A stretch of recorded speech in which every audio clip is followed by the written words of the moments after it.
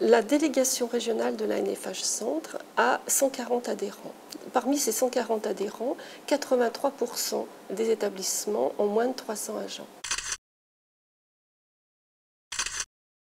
Le fait de leur taille, ils ont des difficultés à mettre en œuvre un plan de formation par eux-mêmes, puisqu'ils ne peuvent pas faire une action de formation pour un groupe d'agents, étant donné la taille de leur structure.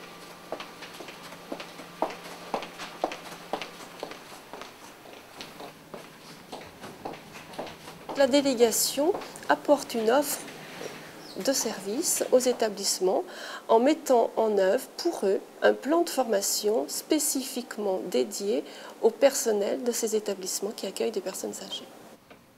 Lors de nos 6 réunions départementales, avec les établissements présents, nous travaillons sur leurs besoins en formation et nous leur demandons de s'associer avec nous à la rédaction du cahier des charges. Ce plan régional est constitué aussi du renouvellement des thèmes qui ont fonctionné déjà durant 3 ans, pour lesquels les bilans ont été très bons, et suite à l'actualité aussi. Par exemple, sur des thèmes comme la canicule, bien-traitance, Alzheimer. À partir de là aussi, on met en place des thèmes de formation qui figurent dans notre plan régional. Monique, j'ai un petit souci. Je vais avoir ton avis.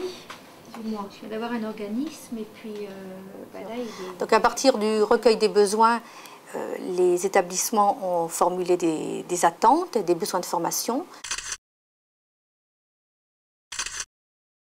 Nous partons des objectifs qui nous ont communiqués pour établir un cahier des charges pour que la formation corresponde exactement à leurs besoins. Une fois que les organismes de formation répondent à notre consultation, donc ils nous adressent leurs propositions et toutes les propositions sont analysées par ma collègue et moi. Et à partir d'une grille donc, de critères de sélection, on donne des notes à chaque proposition qu'on soumet après à notre commission d'analyse des offres. Et c'est eux qui prendront la décision finale sur le choix de l'organisme de formation qu'on devra retenir pour après conventionner et signer des bons de commande dès l'année suivante. Nous communiquons sous forme catalogue, une fois par an, et aussi sous forme de panorama qui se présente de cette façon. Donc nous avons 4 grandes rubriques auxquelles le plan régional est destiné. Tout public soignant et éducatif, le public technique et ouvrier, le public administratif. Nous y insérons également nos journées régionales. D'une autre façon aussi, nous diffusons ce plan régional avec des fiches programmes.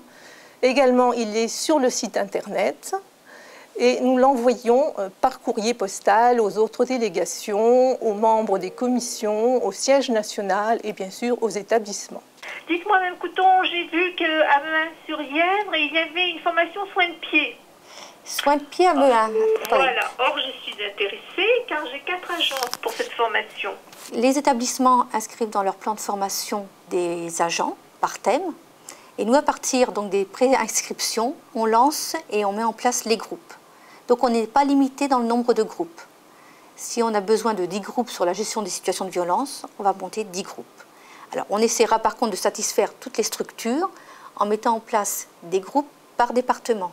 Comme nous avons 6 départements, on essaie de satisfaire toutes les structures.